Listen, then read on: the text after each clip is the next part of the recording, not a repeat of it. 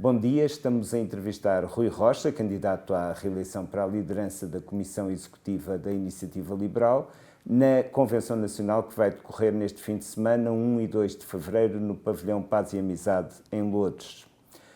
Rui Rocha, estávamos a falar do que aconteceu nos últimos 2 anos, também podemos falar do que aconteceu no Parlamento. Quais são os seus destaques da atuação do Grupo Parlamentar da Iniciativa Liberal no início desta legislatura?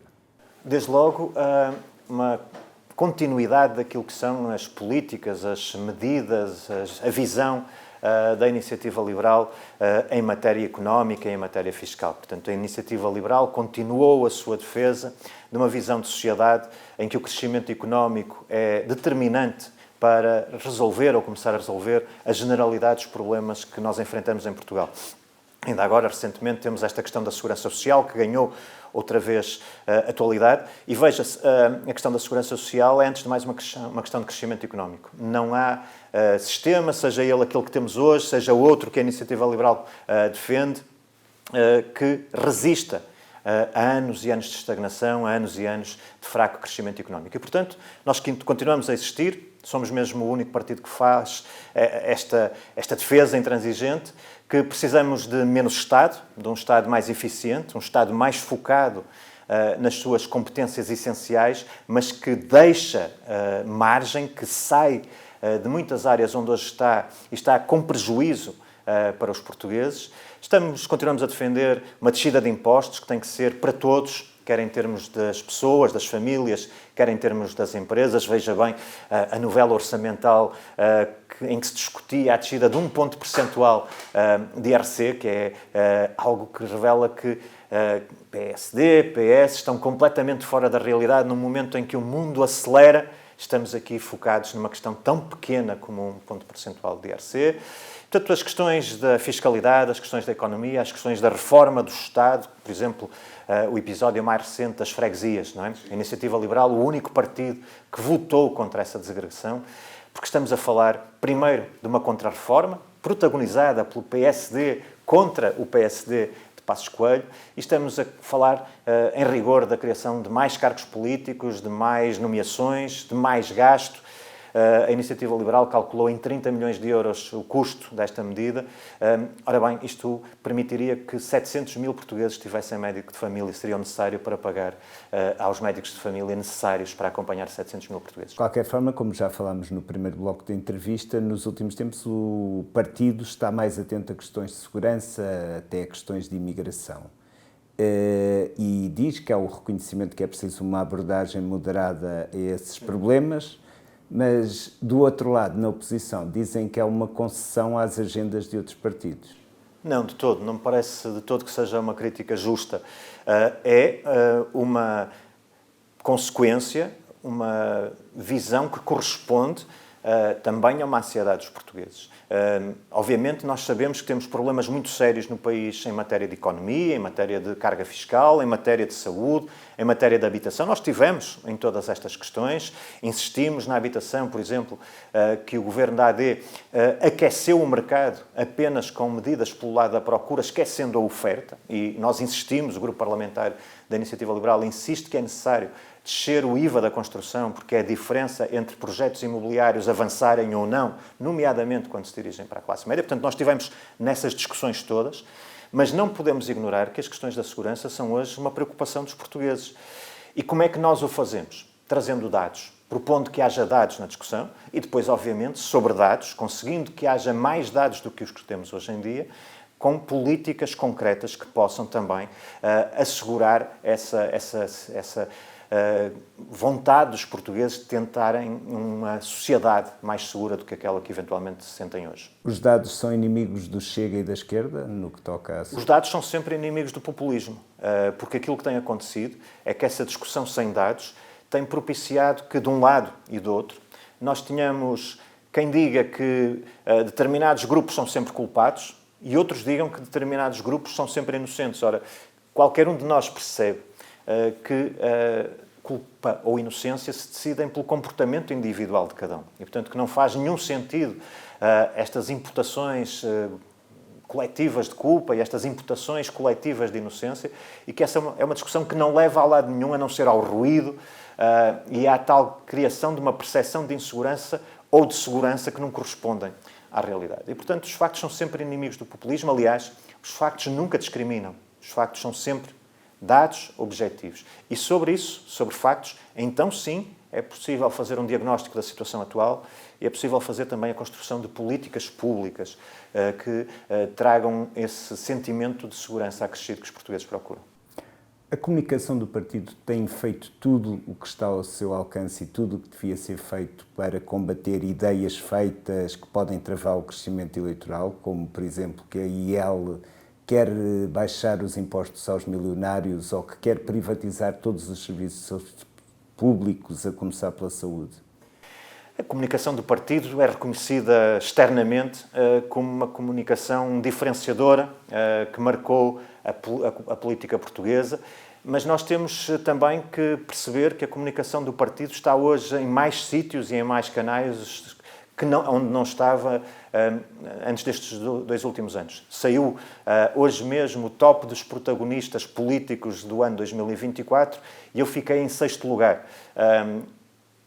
Antes, com João Coutinho Figueiredo, não aparecíamos no top 10. Portanto, o número de horas de exposição na comunicação social, seja de mim próprio, seja do partido, seja até de comentadores que nós temos hoje em canais permanentes e que não existiam no passado, implica uma diversificação muito grande da capacidade da mensagem da Iniciativa Liberal chegar a diferentes públicos e reforçar a sua mensagem. Portanto, estamos menos dependentes da comunicação que tínhamos, que era praticamente exclusiva, nas redes sociais. Isso faz também com que essa comunicação, a comunicação do partido, se possa direcionar para outras questões, porque esse trabalho de combater essas percepções já não está só na comunicação do partido, por assim dizer, está em todos estes protagonistas que hoje estão presentes na comunicação social, mas já agora também eu creio que a comunicação tem que ser feita pela positiva, não tanto nessa lógica de combate, de pôr em causa coisas que nos atribuem, porque hoje os portugueses também já nos conhecem, já sabem que isso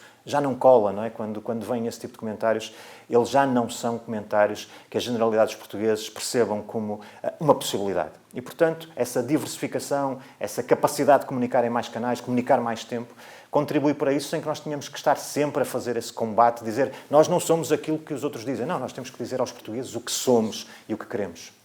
E não lhe aparecem pessoas a dizer isto, que a IEL quer baixar os impostos aos milionários e quer privatizar?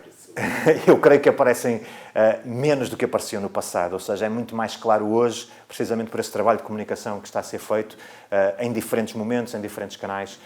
Parece-me muito evidente que as pessoas já sabem melhor aquilo que a IEL propõe, que esse estigma que poderia haver, de termos aqui coisas que nunca foram a proposta do partido, está hoje muito menos presente e que as pessoas têm a oportunidade de conhecer cada vez melhor aquilo que propomos. É injusto dizer que a IEL está acantonada aqui no Palácio de São Bento e na sede nacional? Absolutamente. Isso é de quem não acompanha a realidade do partido. Nós temos, como eu disse, crescemos 30% em núcleos. Isso é, para além do mais, uma acusação que é injusta, porque obviamente não se trata apenas da Comissão Executiva do Partido, do seu grupo parlamentar. Os núcleos da Iniciativa Liberal têm trabalhado muito, têm crescido, têm procurado a sua presença. Há núcleos a fazer um trabalho fortíssimo de presença local, de comunicação também pelos seus meios e, portanto, essa afirmação revela desconhecimento do partido e revela uma enorme injustiça para os membros da Iniciativa Liberal, para os seus núcleos, para a sua capacidade de estar no terreno a fazer política liberal. No que toca ao grupo parlamentar, que manteve os 8 deputados, saiu o João Coutinho Figueiredo, saiu a Carla Castro, então a Mariana Leitão e o Mário Amorim Lopes, foi noticiado o desconforto de uma das maiores figuras do partido, o ex-líder Carlos Guimarães Pinto, com a forma, e cito, desmanzelada com que a equipa de comunicação divulgava as suas participações nas redes. Este problema foi ultrapassado? Esse problema... Para já, o Carlos já teve a oportunidade de dizer que ele próprio o considerava ultrapassado. Portanto, não há melhor evidência de que a palavra do próprio. É óbvio que nós procuramos, no grupo parlamentar, que haja a capacidade mais ampla possível de comunicar, de dar serviço aos diferentes deputados. Mas é também óbvio que os meios são limitados e, portanto, tem que haver um equilíbrio nos meios que estão ao dispor de todos e aquilo que nós queremos, primeiro, é que o Carlos esteja bem, que esteja confortável, que esteja motivado. Eu creio que ele já esclareceu que tem toda a motivação para estar no projeto. Nós também temos muito gosto em que ele esteja e, obviamente, a cada dia procuramos melhorar as condições de trabalho de cada um, sendo que elas não são perfeitas. Isso é verdade para todos os deputados da Iniciativa Liberal. Quanto às acusações entre as acusações de supostos tiques socialistas, está o fechamento de um núcleo duro em torno da sua liderança e da liderança anterior. Como é que se contraria uma alegação como esta?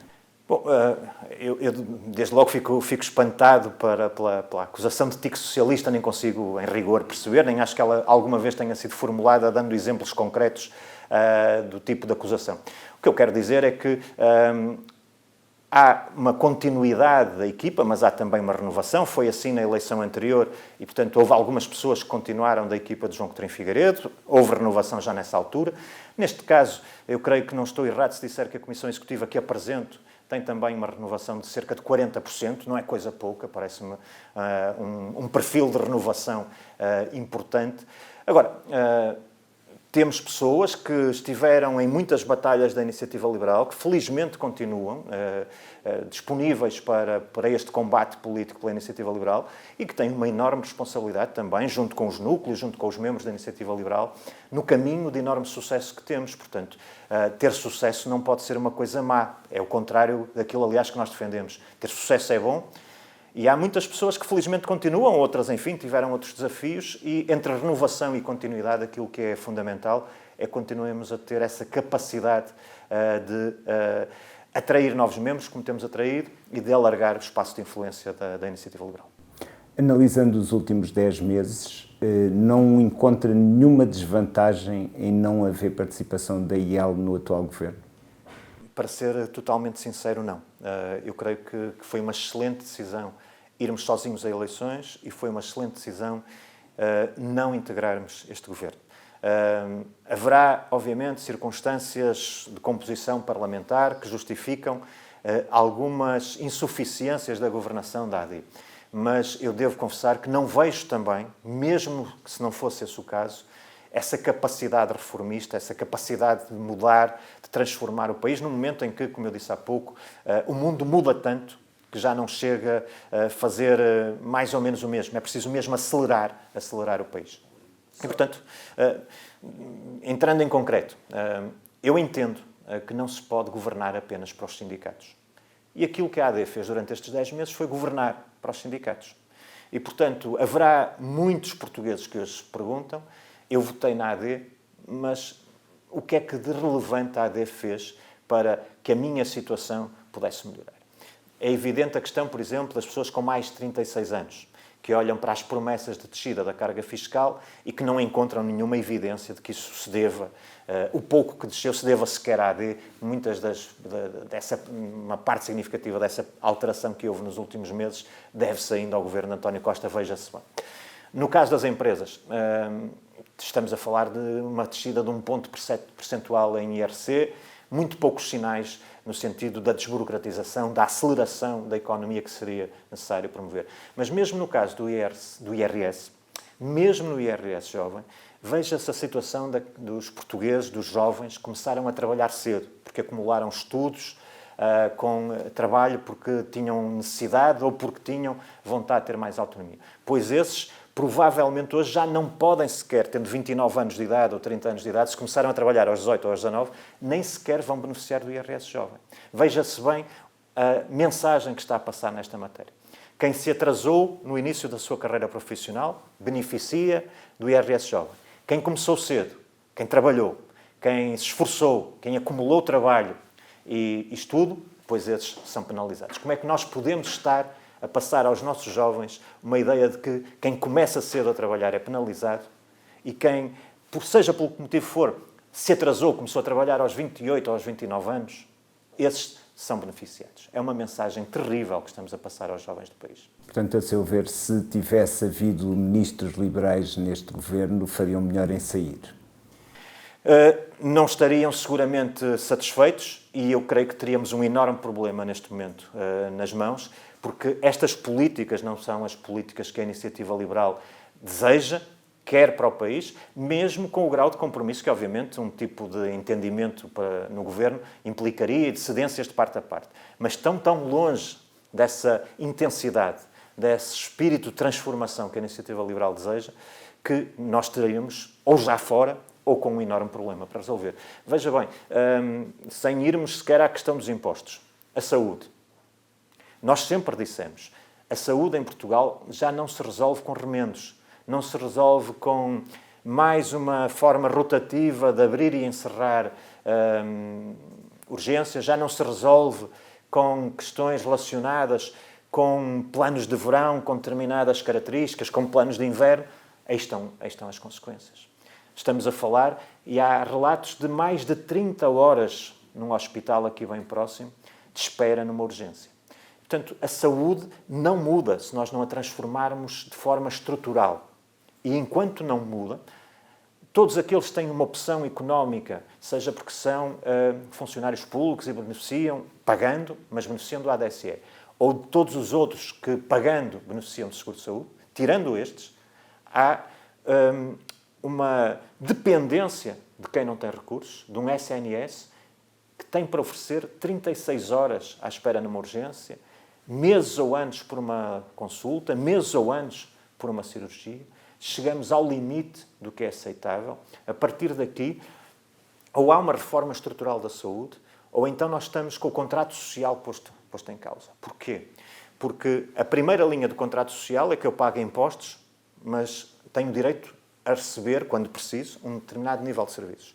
Muitos portugueses hoje pagam impostos e já não recebem quase nada em troca, porque já não usam a saúde do SNS, já têm os filhos no colégio privado, mas eu creio que esses portugueses estariam até disponíveis para aceitar uma situação dessas se pudessem ter a certeza de que os outros, os que não podem, pelo menos esses beneficiariam de serviços de saúde e de educação adequados. Mas não. A IAD falhou redondamente. Falhou na questão dos alunos sem professor, em que os dados desapareceram e agora nem sabemos como é que estamos. Nas questões dos planos de emergência da saúde, é um falhanço rotundo e um falhanço também nas políticas de habitação, onde as políticas da AD, desequilibradas só pelo lado da procura, aqueceram de tal maneira o mercado que tivemos uma explosão adicional de preços no mercado, que já estava numa crise profunda. Portanto, como é que a Iniciativa Liberal poderia estar incluída numa solução que falha tão redondamente, porque não assume as políticas reformistas que são necessárias para o país? Eu acho que isso facilita a sua próxima resposta, mas faço de qualquer forma a pergunta. Tal como em 2023 não era suposto haver eleições no ano seguinte, nada impede que a Assembleia da República seja dissolvida durante o mandato da próxima Comissão Executiva. Se for Presidente, pode garantir que a IEL irá com listas próprias? Essa é a minha convicção. A Iniciativa Liberal nas próximas eleições, se elas acontecerem ainda no mandato da próxima Comissão Executiva, deve apresentar-se a eleições mais uma vez, com a sua visão para o país, com os seus candidatos, com as suas propostas. Neste caso, por maioria de razão. Porque a AD está no Governo. E o que é justo que aconteça nas próximas eleições, aconteçam elas quando acontecerem? Que a AD seja avaliada pela governação que teve. Portanto, se a AD, os portugueses considerarem que governou bem, é justo que tenha uma compensação por essa melhor governação que fez. Se os portugueses estiverem desiludidos com a governação da AD, é justo que a AD tenha também, neste caso, a compensação negativa por esse trabalho que fez. A Iniciativa Liberal não deve participar nesta avaliação, não deve ser parte desta avaliação, deve estar fora desta avaliação. E, portanto, o cenário em que eu me revejo é o cenário em que a Iniciativa Liberal, nas próximas eleições, mais uma vez, se apresenta com os seus candidatos, a sua visão e as suas propostas. E se nessas eleições houver condições para formar uma maioria entre a AD e a IEL, além do que suponho ser a manutenção da linha vermelha com o Chega, quais são as exigências inultrapassáveis que a IEL deve fazer? Eu creio que é evidente, e a própria experiência da negociação de uma eventual ida para o Governo que aconteceu a seguir às eleições nos remete precisamente para estes pontos. Para nós é muito importante que haja uma descida de impostos generalizada para todos, portanto, não se criem estas discriminações, enfim, o IRS é um imposto sobre o rendimento. Neste momento, já não sei bem se é sobre o rendimento, se é sobre a idade, se é sobre começar a trabalhar cedo. É uma enorme injustiça. Portanto, eu creio que só a Iniciativa Liberal é que pode apresentar aos portugueses um caminho em que estas injustiças que agora são criadas se possam ir diluindo, porque há um movimento de descida para todos de impostos. E, portanto, isso é verdade também para as empresas, e é por isso que uma das ambições que eu tenho para este mandato, que começará, se tudo correr como desejamos, no próximo fim de semana, é a reforma fiscal. Portanto, o Presidente Cavaco Silva, há umas semanas, fez um desafio. Parece que esse desafio não foi acolhido por ninguém. Pois eu quero dizer que a Iniciativa Liberal vai apresentar uma proposta de reforma fiscal para quando formos a eleições outra vez. Essa reforma fiscal é gêmea da reforma do Estado. Uma depende da outra de alguma maneira, porque é preciso libertar recursos para que seja possível baixar impostos. E, portanto, a minha visão é que a Iniciativa Liberal, nestes próximos anos, até às próximas eleições aconteçam, elas quando acontecerem, deve desenvolver um conjunto de propostas reformistas. A reforma fiscal, a reforma do Estado, a reforma da Segurança Social, cada vez mais urgente, até em função dos dados que estamos a receber recentemente, e, portanto, um mandato reformista, de propostas reformistas. Ora, mais uma vez, só a Iniciativa Liberal tem esta capacidade, esta energia e este desprendimento de clientelas, de interesses.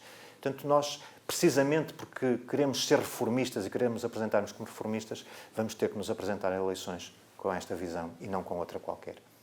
Obrigado, Rui. Termina assim a segunda parte da entrevista a Rui Rocha. Vamos continuar já a seguir.